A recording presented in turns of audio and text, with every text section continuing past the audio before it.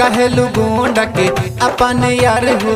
ई कौना मोड़ के हवे भतार हो लागे टिकोरा मोड़ की जाहो तोरा हवे बहराई जी जाहो तोरा हवे बहराई जी जाहो। कहेलू गोंड के अपन यार हो ई कौना मोड़ के हवे भतार हो लागे टिकोरा मोड़ की जाहो तोरा हवे बहराई जी जाहो तोरा हवे बहराई जी जाहो।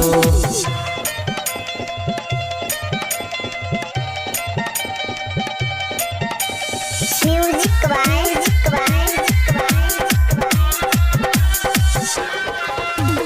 डीजे नबील नेपाली से चल के ये गोरी गईले तू छाई रे नेपाली से चल के ये गोरी गईले तू छाई रे बच के राह नहीं ये पैबू बन जैबू तू माई रे रोज रोज चिता के खोजे रोज रोज चिता के खोजे कोई सामान तोहर ढीला रे तोरा हवे बहराई जी जाहो तोरा हवे बहराई जी जाहो। म्यूजिक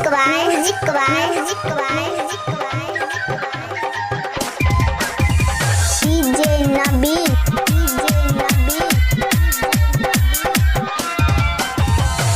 अमर राजा कहत बाड़े